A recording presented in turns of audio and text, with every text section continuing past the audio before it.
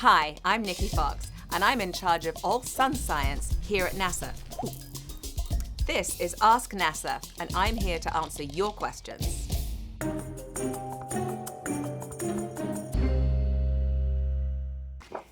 Is the sun a ball of fire? No, it's not.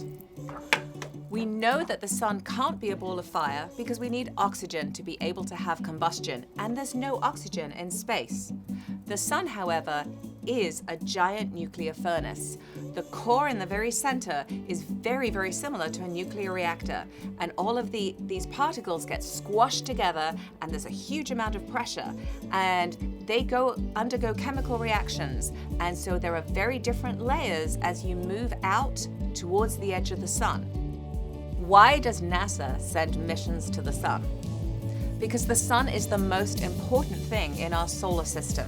The sun generates light, but also a tremendous amount of energy, and it sends all of this material to us here on Earth. And so we live in the extended atmosphere of the sun.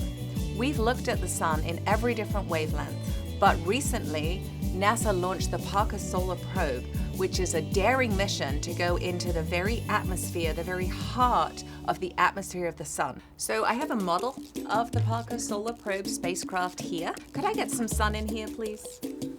So the important thing is, as the spacecraft moves around the sun, the heat shield has to remain pointed towards the sun at all times. So the heat shield, the front of the heat shield, will get to about 2,500 degrees Fahrenheit, but the main body of the spacecraft is nice and cool at about 80 degrees Fahrenheit, which is a bit like a balmy Florida evening in August, I guess. And that's Parker Solar Probe. Thank you. Good. Look how polite you are. So one of the things that we discovered with Parker Solar Probe on the very first orbit was switchbacks. Switchbacks. If only I had a model of the corona.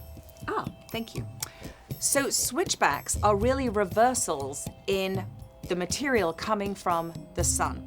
So the sun has a magnetic field, and that is continually moving away, or so we thought, continually moving away from the sun.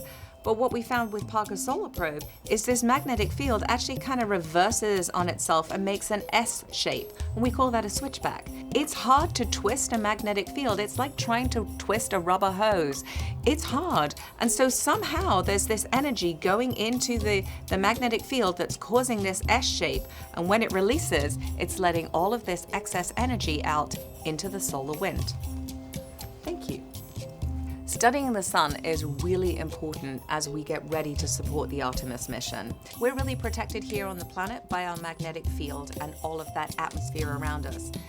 Our astronauts, when they will be on the moon, and of course as we journey further to Mars and beyond, we'll be traveling through the solar wind and living really more in the atmosphere of the sun.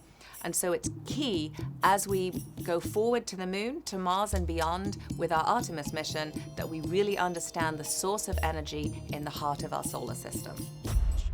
Parker Solar Probe, on her final closest approach after she's done all of those Venus flybys, she will be at about 3.9 million miles above the sun's surface. We have many materials on Parker Solar Probe that don't melt despite how close they are to the sun. In fact, that was one of the big technology challenges for us, to find materials not only that don't melt, but can actually withstand the incredible change in temperature, because Parker goes very close to the sun and then comes out around the orbit of Venus, which means that all these materials go really hot and then really cold at least 24 times.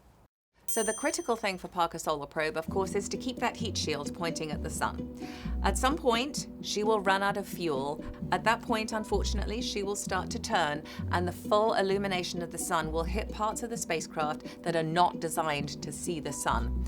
And so she'll break up into large pieces, and then they will get gradually smaller and smaller until they become really tiny. And so I like to think that she will become part of the corona, and she will orbit the sun forever.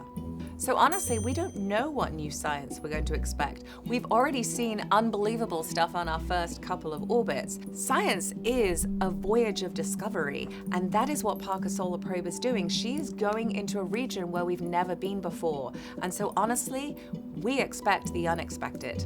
My favorite aspect about the sun is it's a star, and it's a star that we can go and visit. And so you think, you look up in the night sky, you see all of those stars, and yet we're actually sending a spacecraft right into the atmosphere of a star right now. And that means we're going to understand more about other stars in our universe, and that's amazing. Do you have a question for NASA? Send your questions to our experts on Twitter using #AskNASA.